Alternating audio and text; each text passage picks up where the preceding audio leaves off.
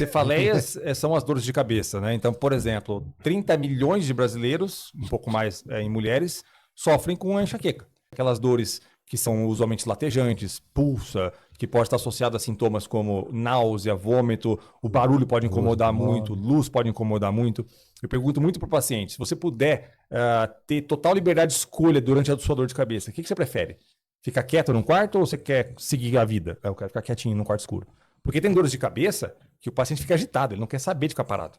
A enxaqueca, o paciente quer ficar quietinho ali, né? E hoje não, né? A gente já tem alguns anos dos tratamentos mais modernos para enxaqueca, preventivos, né?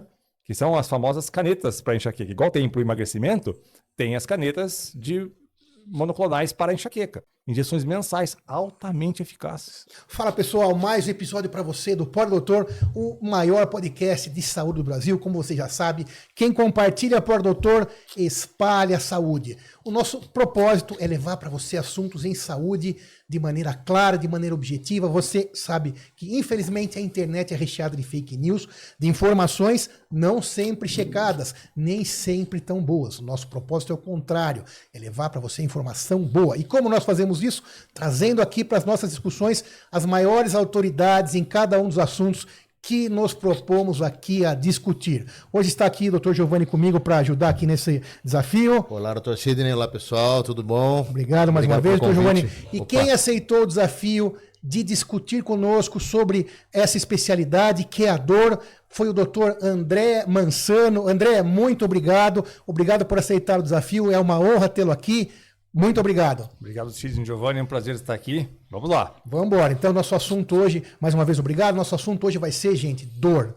Dor, com certeza, é um assunto que todos nós, incluídos no mundo inteiro, temos que ter interesse, porque todo mundo, em algum momento da vida, tem ou terá dor. Então, esse vai ser o assunto que a gente vai tentar destrinchar aqui com o André, que é especializado em clínica médica, anestesia e dor, principalmente. Mais uma vez, obrigado. Vamos começar por onde? A definição de dor, o que você falaria para abrir esse nosso bate-papo sobre dor, André? Super difícil definir dor, né? Verdade. Então, a Perguntei para te apertar já. Começou pondo na fogueira, né? Quem mandou aceitar o desafio? Então, basicamente, é uma sensação desagradável associada a uma lesão no corpo, potencial ou real. Né? Então, e está associado, obviamente, a muitos critérios sociais e emocionais. Isso é muito importante. Então, muitos pacientes falam assim, não, eu não tenho dor, eu tenho uma queimação. É dor. Né? Então, a dor ela pode ser de diversas formas.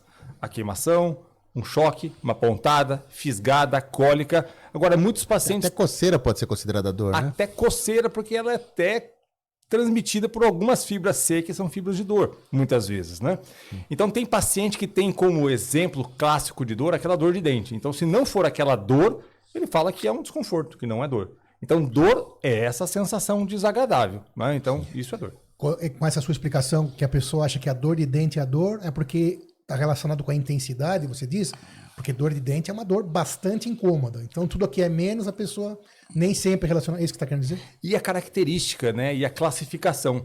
Porque nós temos, fundamentalmente, 3 tipos de dores classificadas, vai? Uma é a nociceptiva. Eu vou explicar o termo feio que é o nociceptivo. Por favor. Que é a dor relacionada a uma lesão de um tecido, da pele, do músculo, do osso, do tendão. Machucou a pele, a dor é nociceptiva. Existe a dor chamada neuropática, que é a dor causada pela disfunção dos próprios nervos que carregam a informação dolorosa. Isso é dor neuropática. E existe uma terceira classificação chamada dor nociplástica. Essa é mais difícil ainda, que é o paciente que tem uma dor e essa dor vai se perpetuando e gera o que nós chamamos de sensibilização central. Vou explicar o que é isso. Imagine a função da dor, que inicialmente é uma função protetora. Então, eu machuquei minha mão, o meu cérebro recebe essa informação, está doendo, o André machucou a mão, está no fogo. O que eu vou fazer? Eu vou gerar um comportamento protetor. André, tira a mão daí, isso é automático.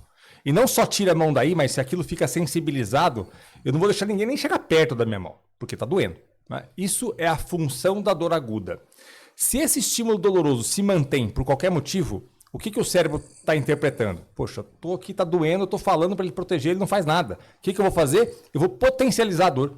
Eu vou deixar ele mais sensível à dor ainda, que é o que acontece com os pacientes com dores crônicas. Isso é a dor nociplástica. tem uma lesão lá no começo, a coisa vai cronificando e aí as vias da dor ficam todas sensibilizadas, né?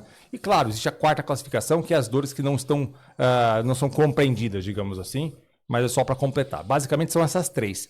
E o paciente tem como ideia de dor somente a dor nociceptiva, porque é a dor que ele mais experimenta, que ele mais ouve falar, que é a pessoa que machucou no futebol, que é a pessoa que bateu o pé, e então aquilo fica muito mais palpável para o paciente, né? Perfeito. E a questão do estudo da dor, que você é um especialista, então, quanto tempo faz que tem esse estudo mais aprofundado e que se oferece essa especialidade para o paciente? Porque isso não é muito tempo, né? Quer dizer, em medicina, 50 anos não é muito tempo. Porque quando eu estava na faculdade, o estudo da dor, especialidades relacionadas à dor, não eram tão comuns. Então, é oferecer esse conforto, esse instrumento para o paciente que sofre tanto, né?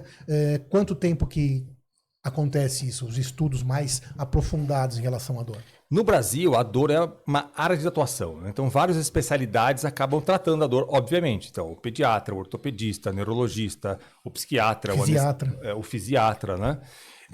Então, faz tempo já que tem esse estudo da dor segmentado dentro dessas especialidades. Agora, mais recentemente, 10, 20 anos para cá, é que os profissionais começaram a se dedicar a trabalhar só com pacientes. 10, 20 anos. Com pacientes com dor, né? Claro que existiam os pioneiros lá atrás que faziam aqueles heróis ali, aqueles lobos solitários, né? Mas a coisa ficou um pouquinho mais difundida de 10, 20 anos para cá. Porque então uma dor, vamos supor, uma lombalgia, daqui a pouco nós vamos falar dos tipos de dor e as mais prevalentes, mas então quer dizer, o cidadão tem uma dor, vamos supor, no joelho, vai ao ortopedista, faz todos os cuidados, opera ou faz alguma coisa, um tratamento conservador que não precisa operar e depois ele pode procurar um médico de dor, como o André, para continuar aí a sua evolução livre de dor. Exato. Porque a dor realmente, acho que é um consenso que é um fator limitante da vida que transforma a qualidade deixa a vida muito ruim. Muito ruim. E aí a expectativa de vida hoje mais alta, quanto mais idade, daqui a pouco a gente fala sobre isso, imagino que a prevalência de dor seja maior, seja nas costas, seja nas articulações, e cada vez precisa mais profissional para cuidar dessas pessoas que estão cada vez mais envelhecendo e precisam ter uma qualidade de vida. Quais são as dores mais prevalentes, André, no Brasil, no mundo, que chegam mais para você lá no consultório ou não no seu consultório em geral? Dor lombar, com certeza, é a mais prevalente. Nas costas. Tem até a dor nas costas, é a mais comum. Existe até um estudo, que ele é um estudo continuado, que é até patrocinado pela Fundação Bill e Melinda Gates, que ele mede a capacidade das doenças causarem incapacidade no ser humano, né? Em todos os países. E dor lombar é a campeã. Desde que começou o estudo, lá na década de 2010, e agora também se mantém na liderança. Seguido de perto aí por dores de cabeça e dores cervicais. Dores cervicais, quando acontecem, elas também são bastante incapacitantes. Cervical, pescoço. Pescoço. Exato. Eu achei legal, só rapidinho, cortando, que você falou uma coisa que ficou na minha cabeça aqui. Você falou de dor nociplastia da dor, é isso? Esse Exato. É o termo. Porque eu fiquei pensando uma coisa, me corrija se eu estiver errado, mas eu acho que uma dor crônica, a impressão que eu tinha, e eu como médico, eu acho que o pessoal também, é que uma dor você vai se acostumando com ela e que vai ficando uma coisa mais leve, mas pelo que você disse, na verdade, você pode, não sei se não é uma lombalgia, ir piorando a dor sem piorar a lesão, mas ficando uma dor mais aguda, tipo seu cérebro falando, você não tá me ouvindo, vou fazer doer mais, é tipo isso? É tipo isso, e além disso, inclusive, vamos imaginar essa que dor crônica pode piorar para sempre, exato. Sim, além disso. Se não tratada, né, adequadamente. E mais do que isso, imagine que eu tenho uma dor nas costas como fonte principal de dor, que aquilo se cronifica, e eu tenho essa sensibilização das vias da dor. Se porventura eu for ter um problema no ombro, essa dor vai ser maior do que se eu não tivesse meu problema crônico nas costas. Porque as vias da dor já estão sensibilizadas. Então isso acontece bastante. as outras dores. Que é também uma função, que tem também uma função protetiva, que faz com que você fique alertado a procurar ajuda ou parar de fazer o que está fazendo, etc. Exato. Então é uma questão até de evolução, né? Para que você se cuide e não continue tendo o mesmo problema. Então, ó, você falou dor lombar, dor cervical e a dor de cabeça. Dor de cabeça. Dor de cabeça, segunda, você falou, né? A Dor de cabeça é a segunda, dor de cabeça, dores no pescoço são usualmente a terceira causa, e aí as dores musculoesqueléticas articulares, né? em quarto lugar, dores... Tendinopatias, artrose de joelho, de quadril, por E aí na vai. sua especialidade você cuida de todas elas. De todas elas. Desde a dor do músculo até dor de uma cefaleia, dor de cabeça, Exato. etc. Muito bem.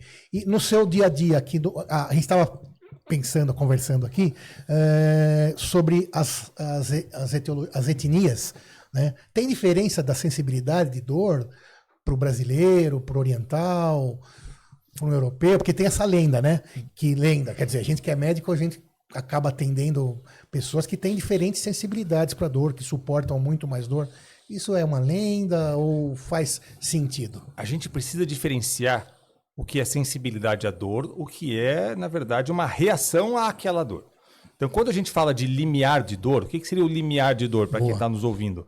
Vamos imaginar aqui, para eu sentir uma dor, eu tenho que me apertar com uma pressão X. E você, para ter a mesma dor, eu posso apertar com 2x, ou seja, o seu limiar é maior. Você aguenta mais dor do que eu. Limiar de dor. Limiar de dor é uma coisa. Tá. É uma questão biológica, fisiológica. Ok. Sabemos, por exemplo, contra o que se acredita, que as mulheres sentem mais dor do que o homem. Então, se a gente fizer a mesma cirurgia numa mulher e no homem, usualmente a mulher sente mais dor. Nossa, eu achava que era o contrário. Por que parece que é o contrário? Porque a mulher se queixa menos do que o homem. Aí é uma questão comportamental frente àquela dor que já existe. Então, homens sentem menos dores, porém eles reclamam mais do que as mulheres. Então, não há assim, eu não posso dizer que um povo... Piorou pro nosso lado aí. Ah, mas a gente não aguenta metade do que elas aguentam. A gente sente menos dor, ele reclama mais. Exato. Né? Tá bom. A mulher tem sentido, né? Reclamar da gente nisso. O que tem culturalmente é realmente povos e etnias e culturas mais resilientes à dor, né? Como, por exemplo, os orientais. Impressionante, impressionante. Os europeus também, né? Eu fiquei um tempo na Holanda, era impressionante. Procedimentos tudo sem sedação. O pessoal aguentava firme e forte. Aqui, se eu fizer um procedimento sem sedação, sai no jornal, às vezes. O oriental eu tava falando, é difícil, né? Para examinar, inclusive, né? Chega no consultório, você não consegue ver, tá doendo, dói. Não, dói muito, é quase insuportável, não muda a cara, né? É horrível examinar oriental, assim, não tem parâmetro se aquela dor, o quanto da dor, né? Quantificar, que ele realmente não, ele controla muito bem, né? Isso de anestesiar, de procedimento, eu lembro de, na endoscopia, né? Eu sou cirurgião, enfim, fazendo o professor de endoscopia falando que é muito comum no Japão, que tem muito câncer de estômago. Exato. Eles fazem endoscopia em casa, né? Domiciliar. Meu então o cara Deus. vai para casa, na cara, chega, só com endoscópio, sem anestesia, senta no sofá, passa Tá o aparelhinho, olha, dá o lado e vai embora. O pessoal aqui fala que vai fazer endoscopia sem anestesia, pelo amor de Deus. Mas o oriental faz. A questão acho que é essa, cultural mesmo, é controle, né? Exato. Eu lembro que eu atendi um senhor japonês bem idoso, trabalhava em Olambra com flores, né? E tinha uma dor. E faz parte, obviamente, a gente perguntar o que melhora, o que piora a dor, né? Claro. O que melhora a sua dor? Trabalhar. Que melhora. O que melhora? Trabalhar. Que Né? exemplo. Usualmente é o contrário que a gente ouve, né? Não, trabalhar seria melhor. hiper NSS, Exato. né? Fica afastado. Exatamente. Isso é uma questão, então, de cultura, de treinamento. Exato. De suportar mesmo, né? Então, quer dizer assim, fisiologicamente, né? Como aqui o André está falando, biologicamente não muda muita coisa em relação a povos. Não. Muda um pouco em relação ao homem e mulher, que a mulher sente mais, mas resiste mais a reclamar. É isso aí. Bom, muito bem. Tem alguma dor específica, alguma patologia específica comum, ou que você trate mais, que você tenha mais experiência entre as dores que a gente está acostumado, tipo na face, ou algum lugar? Sim, até por conta do meu pós-doutorado, que é em neuralgia do trigêmeo. Você fez um pós-doutorado em neuralgia do trigêmeo. Neuralgia do Tem que trigêmeo. explicar tudo agora, porque lembra que o ouvinte é o leigo. Neuralgia do trigêmeo é uma das piores dores que existem, né? Então, o que é a neuralgia do trigêmeo? O nervo trigêmeo recebe esse nome trigêmeo porque ele tem 3 ramos. Nós temos um nervo trigêmeo de cada lado do rosto. E são 3 ramos de cada lado. Um chama-se oftalmo, que inerva essa parte do rosto. O segundo, maxilar, inerva essa parte do meio do rosto. E o terceiro, mandibular, inerva essa parte inferior do rosto. A neuralgia do trigêmeo acontece quando essa camada protetora do nervo ela acaba sendo desgastada. Muitas vezes porque tem um vaso sanguíneo comprimindo o nervo, às vezes mais raramente um tumor, às vezes uma doença do sistema imunológico, autoimune, como a esclerose múltipla, que ataca a camada protetora. O fato é que gera um curto-circuito nesse nervo. E aí o paciente sente dores muito fortes, do tipo choque, que dura segundos a minutos e são desencadeadas por qualquer coisa. Vai falar, tem choque. Vai escovar os dentes, tem choque. Às vezes vai tomar um líquido, toma um vento no rosto, tem choque. Né? Então, eu trato demais esse tipo de paciente. É muito sofrido, mas felizmente temos assim excelentes tratamentos para o problema, graças a Deus. E esse tratamento atual da neuralgia do trigêmeo, porque deve ter um monte de gente que está ouvindo que conhece alguém que tem, ou a pessoa mesmo tem, é prevalente? Quanto de mais ou menos? Mais ou menos 50 mil brasileiros por ano. 50 mil novos casos por ano. Por ano. É muita Sintomas, coisa. É bastante Tem gente também agora em casa que tá com dor no rosto e tá achando que é neuralgia do trigêmeo, né? Acho legal dar uma... Isso é importante, né? Não é qualquer dor na face. dor na face, né? Exato. Como que diferenciar Como que faz o isso? O que você diagnóstico? acha? Boa. Até porque a causa mais comum de dor no rosto é a disfunção temporomandibular. O que é isso? A ATM, que é a articulação da mastigação aqui, e essa musculatura, principalmente do masseter, que é e o temporal que está aqui, são musculaturas relacionadas à mastigação. Isso muitas vezes está bastante contraído com problemas ou não da articulação e representam de longe a principal causa de dor no rosto. Então, vem muito paciente comigo, porque vê em rede social que eu trato pacientes com trigêmeo. Eu vim aqui porque eu tenho neuralgia do trigêmeo. Vou examinar disfunção Mas tudo temporal. bem, né? Foi procurar, isso é louvável. Exato. Faz diagnóstico diferencial. É importante, na dúvida, procurar sempre o profissional médico. Cabe justamente ao médico falar. É só para falar que não é só isso, né? Tem que o médico olhar direito o que está acontecendo. Mas como é que você chega dando um diagnóstico de neuralgia do trigêmeo, numa dor de face, você lança a mão...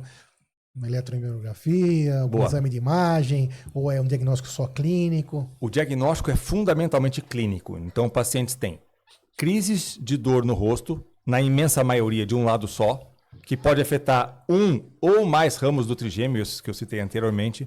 As dores são do tipo choque, começam e terminam de repente, nós chamamos isso em medicina de paroxísticas, né? E são desencadeadas por estímulos táteis, como falar, mastigar, escovar os dentes. Então, eu já sei o diagnóstico antes de pedir qualquer exame. E o exame pode vir normal ou alterado, que o diagnóstico vai seguir o mesmo. Claro. Por que eu peço o exame? Para tentar identificar a causa. Né? Um tumor, por exemplo. Então, eu peço uma ressonância nuclear magnética super específica, porque eu preciso avaliar se tem uma compressão de um vaso sanguíneo sobre o nervo, se existe um tumor, que é algo mais raro, e quando acontece é quase sempre benigno sobre o nervo, se há uma doença que nós chamamos de esclerose múltipla, que é o sistema imune atacando de forma equivocada aquela camada protetora do nervo. Isso eu faço diagnóstico, isso pode mudar o tratamento, mas eu faço diagnóstico da causa. Porque o diagnóstico do problema, que o paciente tem a neuralgia do trigêmeo, eu já sei quando ele está conversando comigo. E esse quadro da neuralgia, da dor insuportável, é uma das piores dores que tem do ser humano. Ele tem tratamento? Qual é mais ou menos a conduta que você vai conseguir estabelecer para esse paciente? Assim, excelente. O primeiro tratamento para isso, ele é obrigatoriamente medicamentoso. E qual tipo de medicação? Medicamentos da classe dos anticonvulsivantes, tá? Aqueles usados para a epilepsia, por exemplo. Por quê?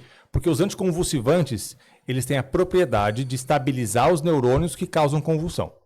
E alguns deles têm a propriedade de estabilizar neurônios que estão sendo disparados equivocadamente, causando dor.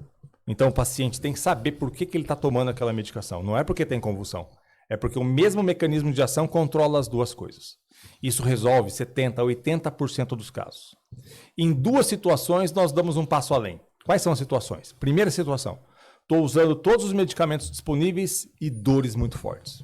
Ou segunda situação, os medicamentos estão controlando a dor, porém, às custas de muito efeito colateral. Né? Então, a vida do paciente está muito ruim pelos efeitos colaterais, principalmente sonolência, déficit de memória. O convulsivante pode deixar ter bastante efeito colateral, né? Exato, tem muitos efeitos colaterais possíveis, né? Então a gente avalia isso. E aí, quais são os passos que a gente pode dar? Nós temos passos mais invasivos, como a neurocirurgia, onde na cirurgia, se tiver aquela compressão pelo vaso sanguíneo, afasta-se essas duas estruturas e coloca uma espécie de esponjinha no meio, é algo mais agressivo, super eficaz quando tem a compressão. Ou nós temos as técnicas minimamente invasivas de inativação do nervo. O nervo está em curto-circuito, a gente vai lá e inativa o nervo. Principal técnica, a radiofrequência. Então, nessa técnica, que é feita no centro cirúrgico, embora não precise de internação, o paciente recebe um sedativo, dorme como uma endoscopia. Eu localizo o nervo trigêmeo com um raio-x digital no centro cirúrgico, coloco uma agulha dentro desse nervo. Por dentro dessa agulha eu coloco um eletrodo. Esse eletrodo é ligado a um gerador de radiofrequência que emite uma corrente elétrica que tem como objetivo inativar o nervo. Principal temor do paciente quando eu falo isso. Meu rosto vai ficar torto? Não vai ficar torto. Por quê? Porque quem mexe o rosto é outro nervo, chamado facial. Né? Então, toda a mímica facial, de sorrir, franzir testa, falar, é outro nervo que é responsável, que é o nervo facial. O que pode acontecer? Diminuição da sensibilidade, né? Porque eu estou inativando o nervo. 97% de eficácia. Mas a doença em si, a neuralgia do trigêmeo, é incapacitante nível hard, né? Nível hard. Não dá para trabalhar. O efeito colateral tira a sensibilidade, que é justamente uma hipersensibilidade do trigêmeo, não tem o que fazer. Exato. Né? Hipersensibilidade, mas parando a dor, é um alívio, né? É um alívio, assim, absurdo. E desses 50 mil que você estava falando, novos casos de neuralgia do trigêmeo, tem alguma distinção entre homem e mulher, a idade, como mais ou menos é distribuído isso? É bem mais comum após os 60 anos. É claro que a gente tem vários pacientes jovens com um problema, né? Mas sempre que tem um paciente jovem, abre o olho, que pode ser outra causa de dor, em especial a disfunção temporomandibular. Então é mais comum após 60 anos. É um pouco mais comum em mulheres, embora os estudos ainda não são muito taxativos. Talvez as mulheres sejam mais afetadas, porque elas ainda vivem mais do que a gente, homens, né? Então elas estariam mais expostas à doença do ponto de vista de tempo, né? Basicamente isso. E você falou do tratamento com anticonvulsivante e ablação, seria uma ablação do nervo, né? Exato. Você falou também. A ablação é quando queima, tá? Mata o nervo. Tem algum outro tratamento, fora isso, seja fisioterápico, ou seja com equipamento, ou uma outra medicação? Tem. O que mais que... Tem. Fora analgésico, né? Que eu acho que seria o basicão para começar, não sei. Tem a possibilidade de infiltração de toxina botulínica, né? A mesma realizada para estética. Ela tem efeito em dor neuropática. Costuma ter um efeito bom, porém de curta duração, esse efeito, né? 8 meses? 8 meses, 1 ano? 3, 4 meses. 3, 4 meses. Direto. Tem que fazer bastante, né? Bastante botox. Não... E esse sim, em alguns casos, os estudos mostram 1 em cada 4 pacientes acabam ficando com o rosto um pouquinho torto. Né? Do botox. O botox paralisa também os motores. Exato. Existe possibilidade de radiocirurgia, né? A gente chama isso de gamma knife, que é uma radiação focada no nervo trigêmeo também para inativar, só que ele é menos eficaz que a radiofrequência.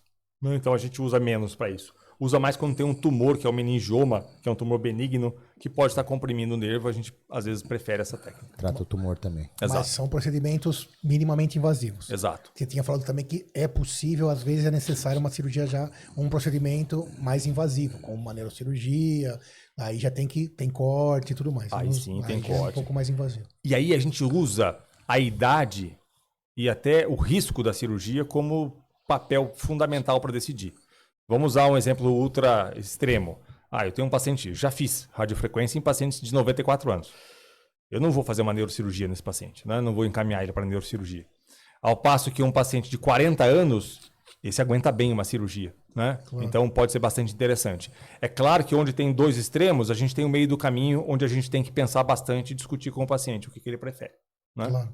E a origem, né, a etiologia da neuralgia do trigêmeo, você falou mais ou menos espaçado, mas especificamente, tumor? O mais comum, Sidney, é a compressão por um vaso sanguíneo.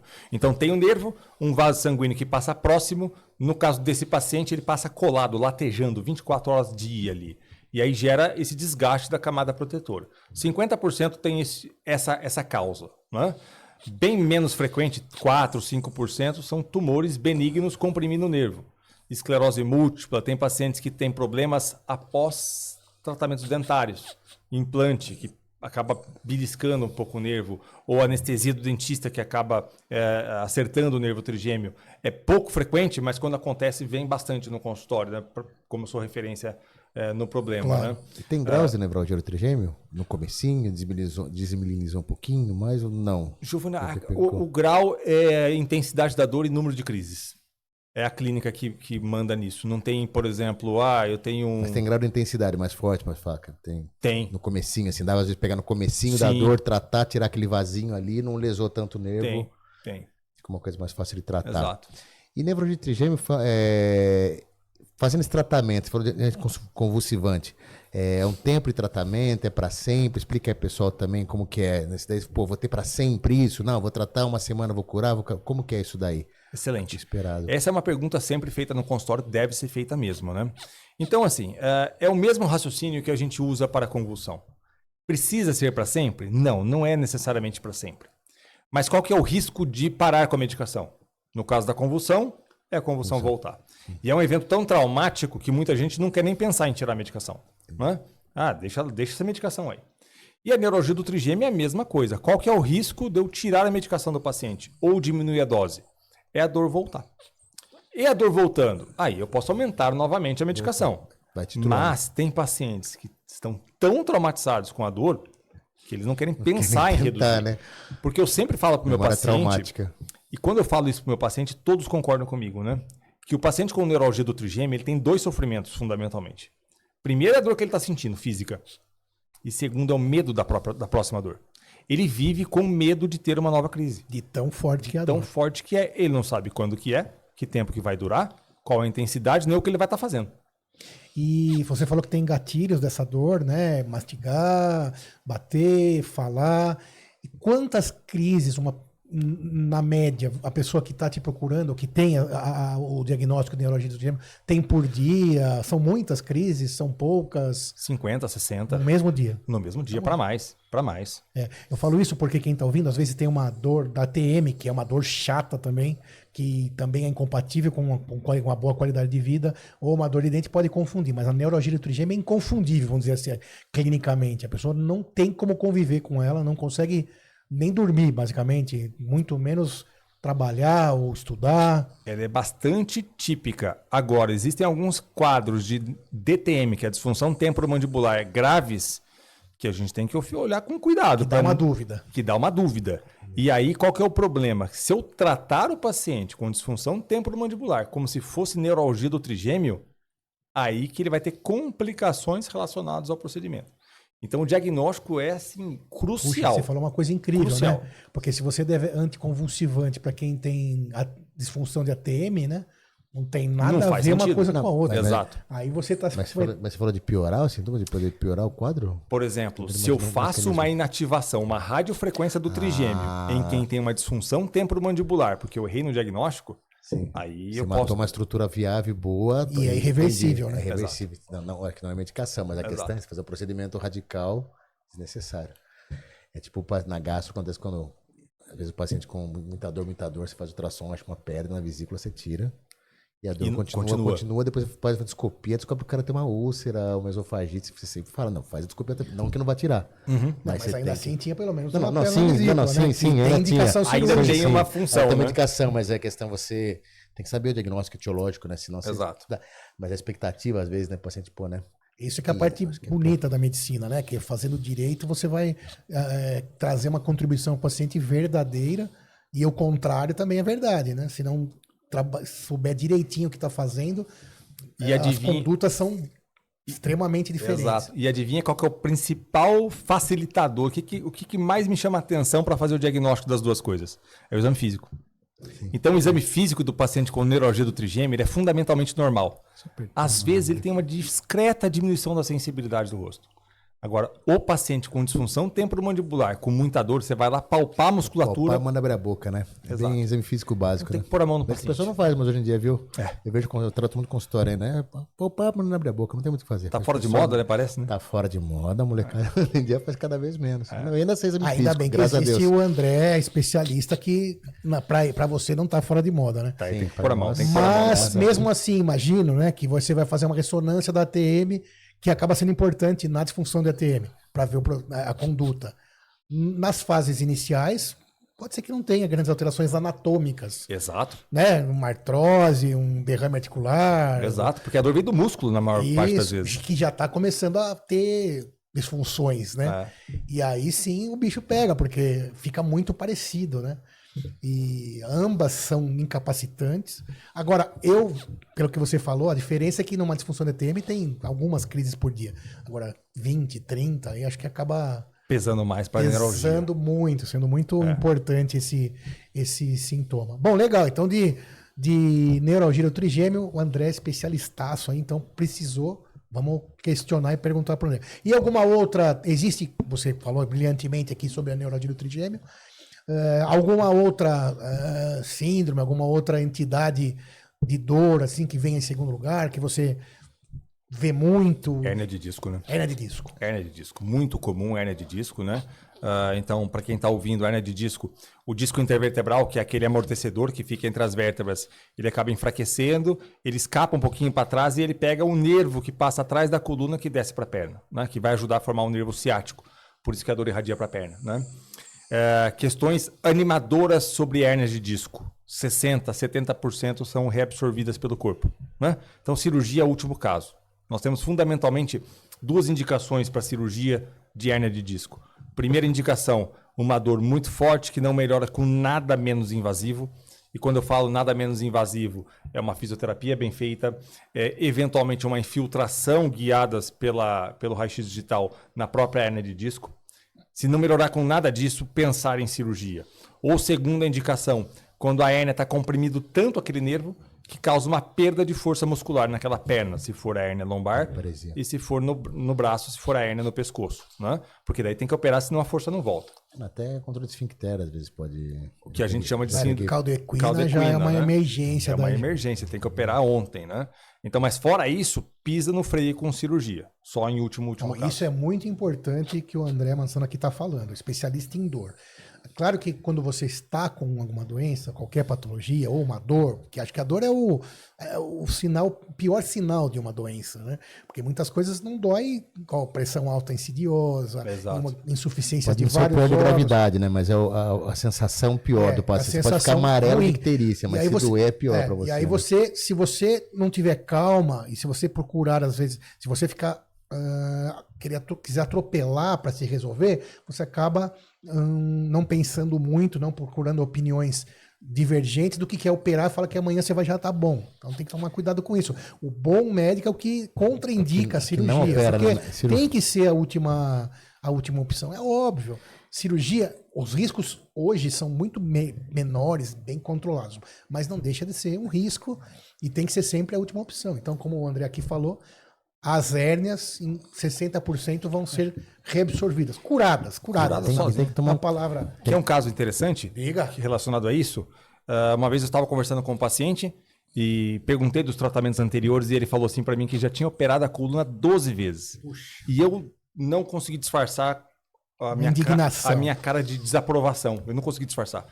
E aí ele olhou para mim, ele já me leu, um senhor muito inteligente, ele já me leu e falou assim para mim, doutor, a dor é uma péssima conselheira. Isso traduzindo o que eu tentei falar. Exatamente. A dor é uma péssima conselheira, né? E assim, né? Eu sou cirurgião, né? Enfim, eu não opero mais, mas enfim, grandes cirurgias. Mas é isso mesmo, na cirurgia, quando a gente vai fazer, você aprende. Na residência, a primeira coisa que você aprende, você vai aprender primeiro a fazer diagnóstico. Depois, quando você ficar melhor, você vai aprender a operar. E a última coisa que você vai aprender é a não operar, né? O cirurgião bom, ele acaba no final... Bom não, né? O natural da formação cirúrgica é aprender... Não, você não quer operar, não ouvir o paciente só. Porque o que eu pego o paciente, mesmo consultório, tudo, doutor... na dieta, que coisa, não, doutor, vim para operar. O paciente sempre quer operar, né? Que ele acha que é a solução definitiva, né? Vai operar, vai ficar bom, fez a mágica, não toma mais remédio. E não é tão simples, né? Como o doutor está falando aqui. No caso de hérnia de disco, que não é a minha praia, mas enfim, a maioria é não operar mesmo, né? Exato. Dá para resolver com um tratamento ótimo. E como é que você conduz lá, para quem também está ouvindo e aprendendo, né? Que afinal a gente tem o nosso slogan aqui, é informação, é o diamante da prevenção. Como é que se conduz, então, na maneira conservadora uma hérnia, então, de disco? Que é como você explicou, a herniação de um disquinho lá, o amortecedor lá na coluna. De forma completa. Primeira questão, obviamente, diagnóstico e tomar cuidado com a ressonância, porque vários pacientes têm hérnia de disco e não tem nada a ver com aquilo a dor, né? Então esse é o primeiro ponto. Tem hérnia na ressonância, mas não é a fonte da dor. Olha que importante isso. Tem um estudo científico muito interessante, bem simples. Pegaram tenistas juvenis, 16 a 23 anos de alto rendimento. Ninguém tinha dor, zero dor. Ressonância em todos eles, 31% com hérnia de disco. Então cuidado com aquilo que vê na ressonância, porque na maior parte das vezes não é a fonte da dor. Ok, ouvimos o paciente, examinamos, vimos a ressonância, fizemos o diagnóstico. Tratamento. Sempre, em qualquer momento, vai precisar de fisioterapia. Se você tem hérnia de disco, leia-se, você vai precisar fazer fisioterapia. Operando ou não, fazendo procedimento intervencionista ou não, vai ter que fazer físio. Naqueles pacientes que não melhoram com a físio, associado a alguns medicamentos, eventualmente acupuntura, que pode trazer um bom alívio no curto prazo. Naqueles pacientes que não melhoram com isso, que aí vai sobrar 20%, 30% dos pacientes, o próximo passo é fazer uma infiltração guiadas pelo raio-x digital naquele nervo que está comprimido. Né? A não ser que o paciente tenha perda de força. Aí o paciente tem que operar, que a gente conversou anteriormente. Então, procedimento super pouco invasivo, o paciente deita de barriga para baixo na mesa de cirurgia, embora não seja uma cirurgia. Pode ou não receber um sedativo, usualmente sim, para dormir, ficar mais tranquilo. Nós localizamos a região dos nervos comprimidas pela hérnia, colocamos algumas agulhas fininhas ali e injetamos uma substância anestésica e anti-inflamatória. Isso, associado à fisioterapia, diminui a necessidade de cirurgia em 80%. Legal. Né? E se o paciente não melhorar com nada, aí a gente vai cogitar um tratamento cirúrgico. Né? Perfeito. E tem uma questão também que é igual o ovo, né? Que uma época o ovo é vilão, outra época o ovo é mocinho. Exato.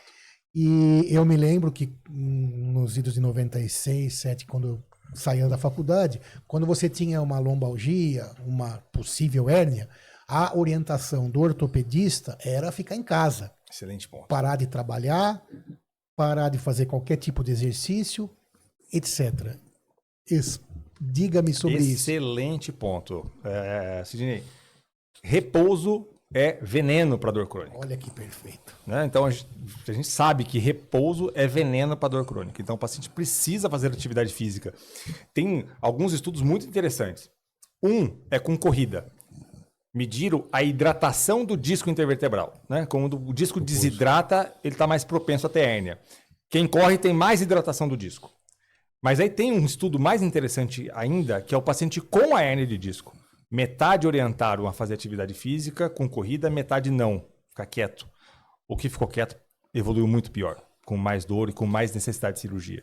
Então hoje a gente sabe que repouso, baixo astral. Sensacional. Então, quanto mais para o corpo, mais parar, né? O que acaba complicando, o que faz a hérnia piorar é a desidratação do disco. Então, como você disse, até a corrida, né? Porque a pessoa fala, não, tô com dor nas costas, vou correr. Sim. Vai. É isso que nós estamos falando aqui. Exatamente. Vai sim. Vai correr. E exercício resistido também, força, mesma coisa. Mesma coisa. Então, vou fazer musculação com a hérnia? Sim, vai. Tava errado o que se falava antes. Exato. É isso que nós estamos falando aqui. Com É supervisão, isso. né? Tudo mais, para não fazer isso errado, óbvio, né? Claro. Ortopedista, mas tem que fazer. A dor vai ser o seu fator limitante. Ninguém vai chegar lá e morrendo de Vida dor. é movimento. Simples assim, né? Tudo. Então, mas tudo isso vai fazer com que o seu disco seja preservado, né? E aquela hérnia, dentro daquela reabsorção da hérnia natural, como você falou, que se cura sozinho, isso vai acelerar o processo. Vai acelerar o O processo. exercício vai acelerar o processo.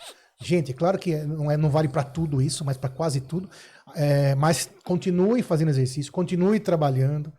Não vai precisar. Se você é estivador, aí talvez não, né, faça sentido. Mas para trabalhar no escritório, com funções que você possa ter uma restrição de carregamento de peso, né, maiores, é totalmente possível manter sua vida e vai ser melhor para você. Se você for para sofá, para cama, aí que tá lascado. A coisa daí o vai disco bem. Desidrata ainda mais e a hérnia piora mais. E... Atrofia muscular, a própria sensibilização da dor aumenta, né? Porque o exercício, ele libera endorfina, que são analgésicos potentíssimos. A né? imobilização é terrível. Eu lembro uma vez, eu quebrei escafoide, né?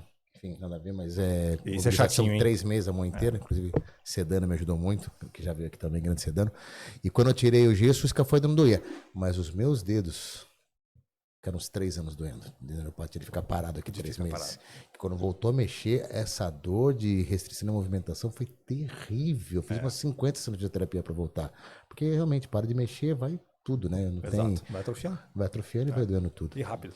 E, bom, eu queria saber alguma coisa de curiosidade, assim, mais em consultório. Você tá falando de dor, tudo. Tô pensando, tem caso em consultório muito que chega de paciente que tem uma dor que ninguém sabe de onde é, porque eu vejo isso muito. Paciente tem uma dor aqui, daí falaram que é coração, falaram que é pulmão, falaram que é não sei. Tem paciente que chega com dor, aquela dor inespecífica que não sabe. Tem desafios diagnósticos muito grandes, né? Recentemente eu fiz uma à distância, um colega me escreveu de um paciente que tem uma dor de cabeça exclusivamente quando está dormindo. Né? Perguntou o tratamento. Isso tem nome, chama cefaleia hípnica. Puxa. Que é uma cefaleia que começa umas 2, 3 horas depois que o paciente dorme. Acorda com a dor. Acorda com a dor. Pela dor. Pela dor. Né? E aí o paciente começa a ter medo de dormir. Meu Nossa. Deus, que desastre. Ele começa a ter medo da noite. né? Tipo, devia chamar cefaleia Fred Krueger, né? E Dormiu, o tratamento de simplesmente pegar. escolha é cafeína antes de dormir. Olha Nossa. que interessante. É cafeína antes de dormir, é o melhor tratamento para isso. Então, assim, é preciso fazer diagnóstico. Se a gente não fizer diagnóstico, a chance de sucesso no tratamento diminui demais, né? Sim, porque até algumas vezes acerta-se, né? Não, porque alguma porcentagem vai ser tratada com a mesma conduta, mas para fazer direitinho tem que especificar muito e tem que ser especialista.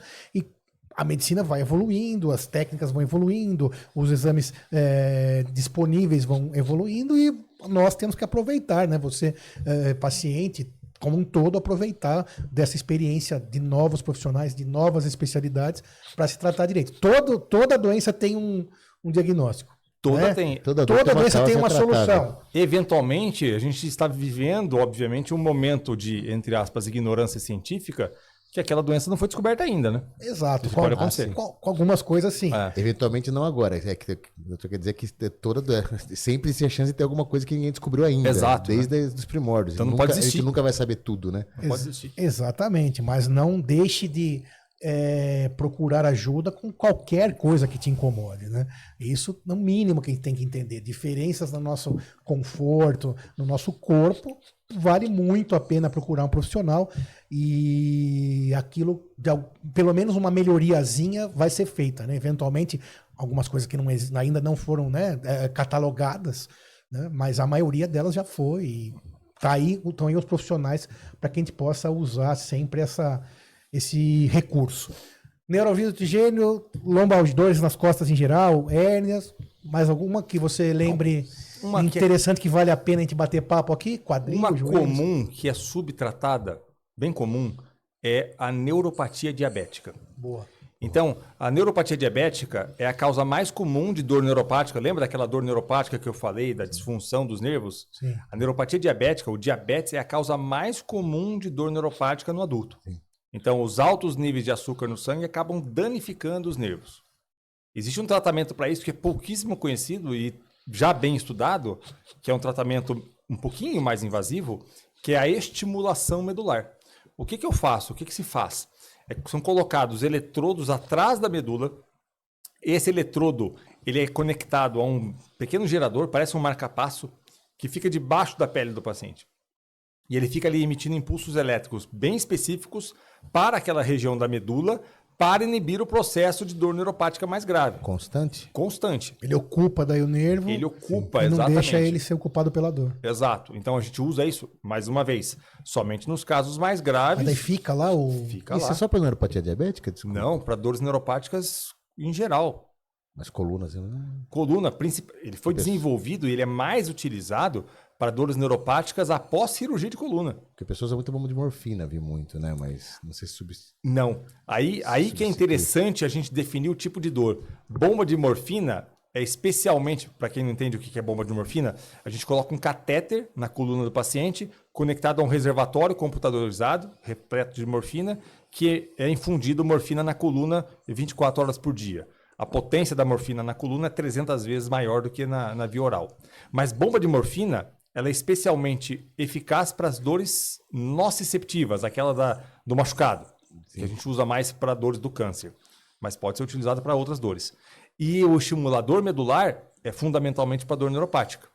Então já começa que se eu fizer o diagnóstico errado, usar um ou outro, aí eu já condenei o tratamento. E essa morfina não é sistêmica daí. Não, ela vai no espaço subaracnoide, onde se faz a anestesia da gestante.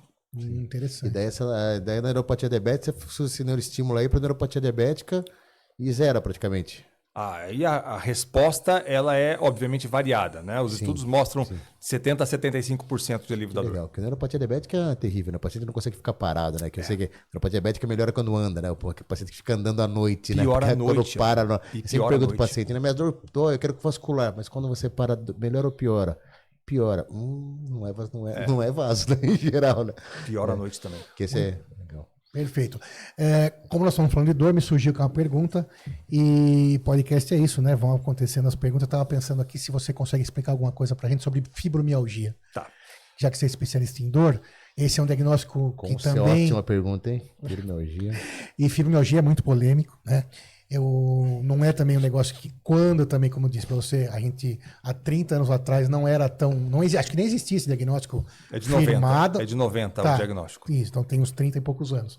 Mas conte-nos sobre a mialgia, que é muito comum.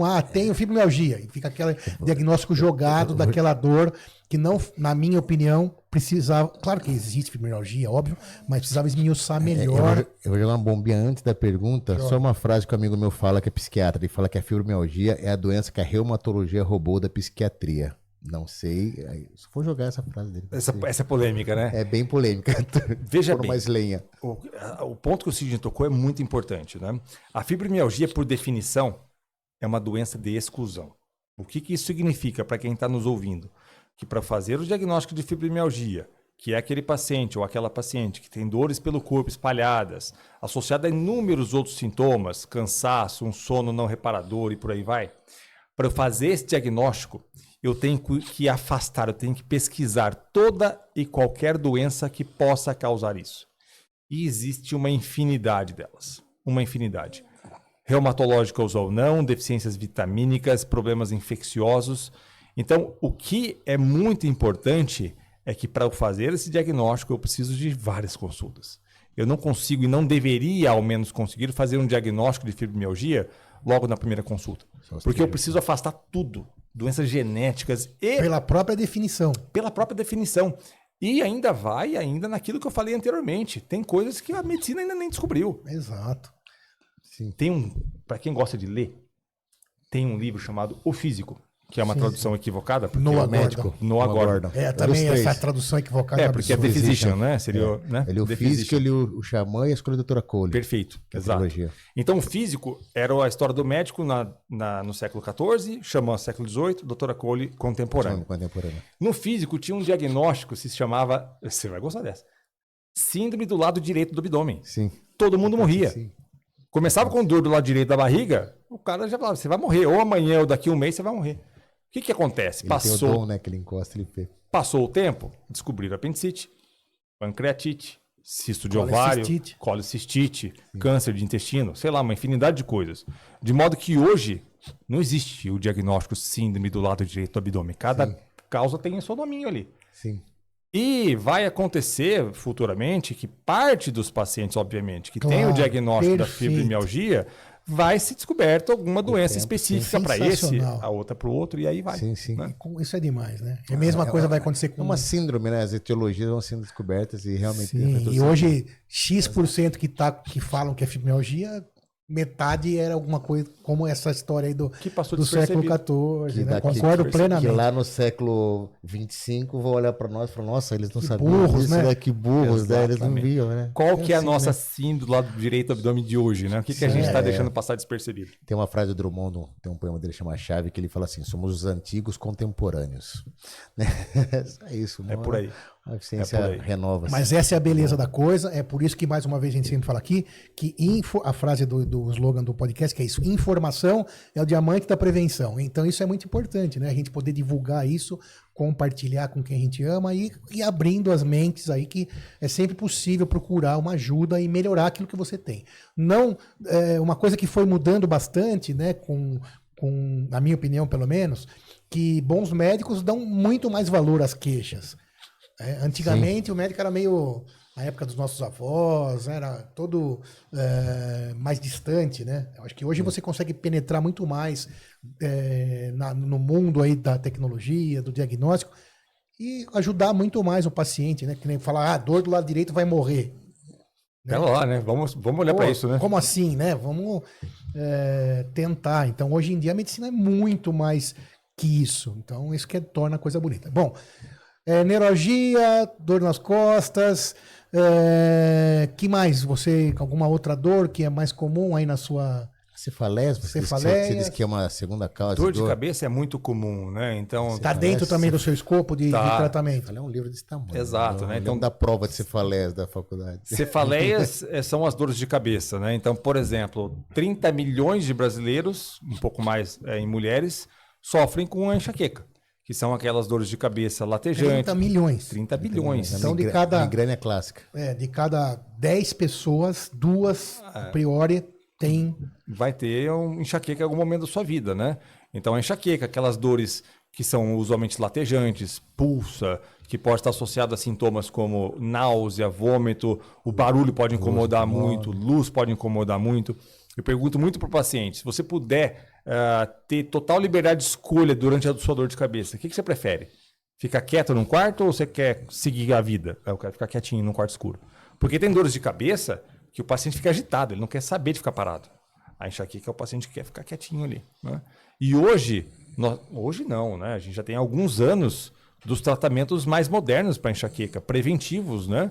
Que são as famosas canetas para enxaqueca. Igual tem para o emagrecimento, tem as canetas de monoclonais para enxaqueca. Nossa, né? não sabia disso.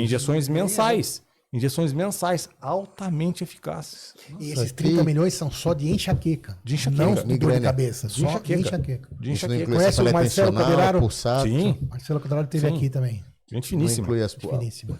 cefaleia em abraço. salvas, não inclui. Não, você fala em Temporal, salvas é nada. muito menos frequente, super raro na verdade, que é uma das piores dores de cabeça. Então, para quem está em casa, se você tem uma dor de cabeça ao redor de um dos olhos e junto com essa dor que é excruciante, você olho tem, fica vermelho. você tem sintomas como o olho vermelho, lacrimejamento, nariz escorrendo, eventualmente a pálpebra um pouquinho caída, pesquise cefaleia em salvas, porque o tratamento é ultra específico. Ultra Peça específico. oxigênio quando for ao pronto-socorro, E que peça o pessoal esquece. É.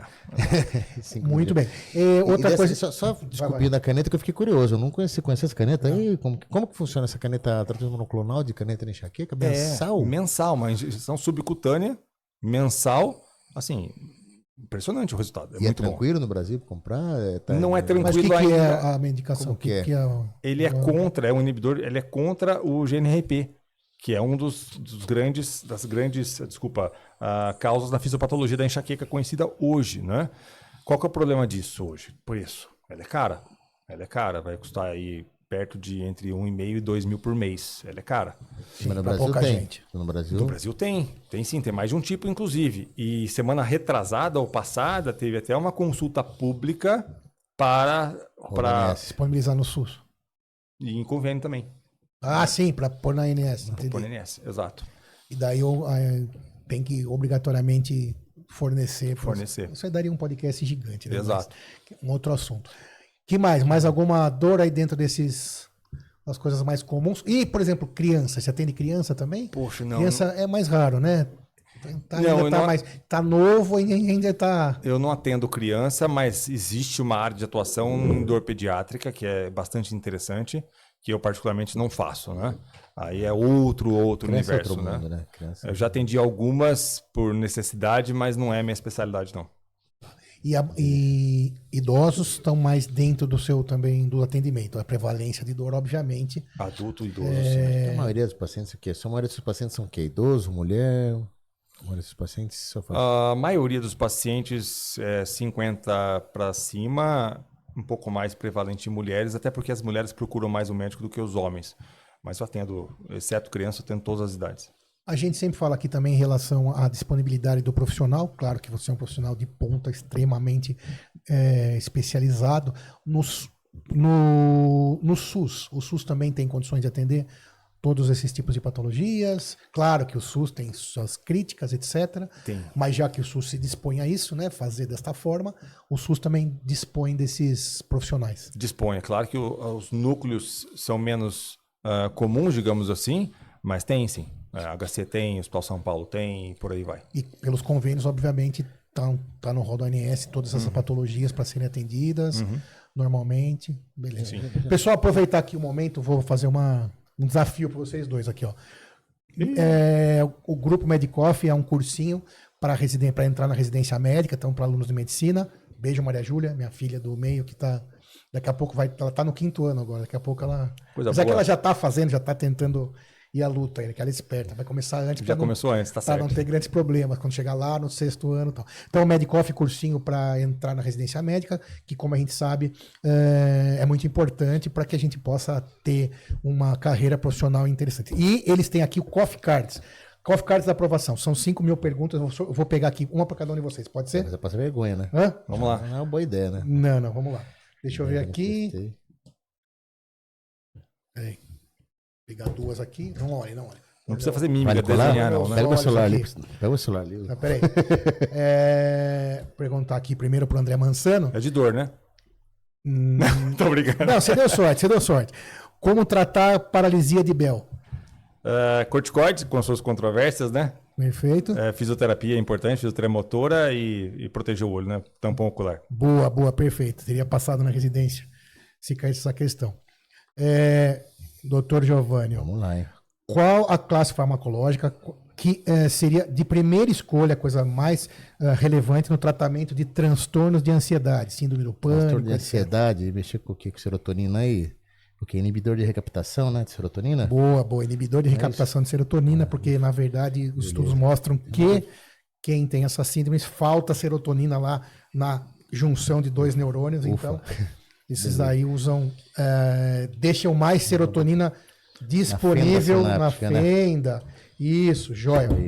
Medicoff, obrigado. Deve brincar disso com a lembrar filha de dele o cuidar. dia inteiro, né? Boa. Sim, com certeza. E lembrar também no intestino, como gasto, que serotonina produz ali no intestino também. Sim, intestino é o segundo cérebro, né? Sim, segundo cérebro. Obrigado, Medicoff, por apoiar o podcast. Iniciativa importante para que a gente possa continuar levando informação legal para você que está aí e gosta de informação em saúde e sabe que tem que se informar para que a gente possa continuar bem com saúde e as pessoas que nos amam nos tenham mais tempo por aqui na Terra, né?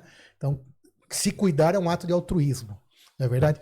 Uma pergunta aqui, continuando, André. A gente falou alguma coisinha sobre exercício, aquela hora sobre não ficar parado. Mas de uma forma geral, qual a relação do não sedentarismo, da prática do exercício com o controle da dor? Tem alguma relação direta? Completamente. Total. Total, é uma coisa mandatória. Eu falo para o paciente muitas vezes, assim, você não vai melhorar se você não fizer exercício. Boa. Não vai. Eu posso fazer o que eu quiser aqui, você não vai melhorar. Em especial essas dores mais generalizadas, né? Agora, o que é importante? É importante o paciente ter em mente, e a gente tem esse papel pedagógico de explicar isso para o paciente, algumas coisas. Primeiro que não vai ser da noite pro dia. Ele não vai caminhar amanhã e depois de amanhã tá sem dor, tá? Segundo, que se o paciente exagerar de começo, ele pode piorar. Boa. Então, aquele cara que toma tudo de golão. Ah, tá, então tá bom, eu tenho que fazer exercício, o cara vai lá, compra o tênis de R$2.000 e vou fazer maratona. Não, não é por aí. Então, a exposição do exercício, ela tem que ser gradual e individualizada. Isso é importante, né? Eu vou dar um exemplo bem besta, mas rapidinho. Quando eu resolvi fazer exercício, uns 2 anos atrás, eu resolvi, mesmo esquema. Tava com 110 quilos, falei, vou correr. Com 110 quilos, arrebentei na esteira, primeiro dia, 40 minutos, meu joelho destruiu, eu cheguei, fui fazer ressonância, até detonar meu joelho inteiro. Um amigo meu olhou e falou, Giovanni, agora, ó, 2 meses sem nem subir escada. Não adianta, devagar, né? E tem um estudo escandinavo que eu fico surpreendido com esse dado. Com mulheres, inclusive. As mulheres que perderam 5, olha, é muito pouco, gente, 5 quilos, tiveram uma redução de incidência de artrose no joelho de 50%. Nossa. 5 quilinhos. Então, é impressionante a influência, né? Sim. E muitos pacientes, se não a totalidade, vai me perguntar, óbvio, mas qual é o exercício? Eu falo assim, vamos entender o que você gosta de fazer, o que é mais fácil para você fazer. Legal. Não é? Boa. Que dá prazer. Porque se a pessoa não faz exercício, já não é a praia dela. Já não é a praia dela. Se fosse a praia dela, ela estava fazendo. Então, a gente precisa facilitar a coisa, né? É fácil para você. Pelo menos para começar, né? Até seu corpo gostar da coisa. Exato. A gente sabe que natação é um baita exercício físico, com baixa sobrecarga e por aí vai. Só que tem gente que não tem logística para nadar. Não é sócio de um clube para, sei lá, é difícil. Não sabe. Precisa de uma piscina. Precisa de uma piscina, né? Então não é, talvez para aquela pessoa nadar não vai dar. Vai ser caminhar. Perfeito. E aí a gente tem que conversar com o paciente para saber o que é possível, né? E é isso, então se influencia-se em todas as questões de dor. Até uma vez teve um colega aqui, psiquiatra, que também estava... Na verdade, como a gente sempre fala aqui, exercício ele está relacionado a quase todas as doenças que existem, né? Ele ajuda em prevenção de câncer, cuidado, monitoramento de pressão, prevenção de AVC, infarto e todas as dores, e é óbvio, etc, etc, etc. Então, esse colega falou muito brilhantemente aqui que se existisse um remédio, uma coisa que fosse possível você colocar numa pílula única, seria academia, que também é o melhor psiquiatra que existe. Né? Até o nosso recorde aqui de visualizações, um Reels que teve 200 milhões de visualizações, é incrível, foi onde o grande amigo Marco Antônio Spinelli fala que o melhor psiquiatra que existe é a academia, né? Isso parece uma bobagem, né, André, a gente fala isso, mas é muito importante. Quando você pega um cidadão que é sedentário, imagino que o seu trabalho é muito mais difícil de ser feito, né? Tem que tirar a pessoa do sofá. Exercício também não é você, eu já limpo a casa o dia inteiro. Não é exatamente isso. Não. Precisa ter uma organização, frequência, método, né? E, já que nós falamos sobre isso, tem que se organizar pelo menos para fazer isso 150 minutos por semana na última recomendação da OMS, exato. E também sempre que a gente fala isso, é legal falar que não tem idade, não tem tamanho. Você está acima do peso, como eu, por exemplo, eu faço muito exercício, senão minha mente já teria ido pro beleléu. Então, pior que faz mesmo, desse tamanho aqui, mas ele é o que mais faz exercício que eu conheço. É verdade, é verdade. Muito. Postei hoje no meu Instagram um estudo em inglês que comparou crianças em 98 e 2008. As crianças estavam 27% mais fracas em alguns exercícios. 2008, 1998 2008. Celular, né? É. Celular, que começou mais ou menos em... Celular, TV, tudo. 98 tinha uma TV na casa. O que acontece... Tava isso, lá. Não tinha um em cada quarto. E era seu pai que assistia o Jornal Nacional, você ficava vendo TV com seu pai. E não é demonizar o celular, apenas usar como critério, né? Afinal, nós estamos aqui num programa que é veiculado pelo celular, então, só que não dá pra você ficar o dia inteiro se destruindo o celular. Faz que nem o podcast, eu ponho um foninho, põe na esteira e fica assistindo o podcast correndo. Sim, precisa se movimentar igual os nossos ancestrais da Idade da Caverna, que tinham que correr atrás de comida e estavam todos lá com saúde. E isso que eles nem tinham o André lá no consultório pra salvar quando eles levassem uma mordida de um bicho. Exato. Quando leva a mordida, qual tipo de dor mesmo? Nociceptiva. Tá nome lindo. Nociceptores. Boa. E aí, Giovanni, aprendeu bastante hoje? Aprendi bastante, sempre aprendendo, graças a Deus. Aprendi muito também. Muito bom. André Mansano, uma honra foi tê-lo aqui. E além de tudo que você já deixou de conhecimento, gostaria que você deixasse uma mensagem final dentro da tua especialidade, que é tão importante. Dor realmente é uma coisa que está presente na vida de todos nós em algum momento da vida. Deixa uma mensagem final sobre o que nós conversamos aqui. Se você sente dor e você ainda não tem o diagnóstico, o primeiro passo que você tem que dar é correr atrás de um diagnóstico. Então é muito mais fácil a gente ganhar uma briga sabendo contra quem a gente está brigando. Né? É muito mais fácil. Então corra atrás do diagnóstico. E se você fez tratamentos no passado e não funcionaram, volte no médico. Por quê? Porque as coisas evoluíram demais nos 5, 10 anos. Né? Então, não joga toalha, não. Perfeito. Tem tratamento. Doutor André Mansano, sorte de todos os pacientes que o tem como médico. Obrigado pela presença. Obrigado. Foi uma honra. Giovanni, obrigado mais uma vez por estar aqui conosco. Obrigado, valeu. Doutor, compartilhe, espalhe saúde. Até o próximo episódio. Fiquem bem. Informação de Amantes da Prevenção. Siga nos bons. Um abraço do Dr. Sidney para vocês. Valeu.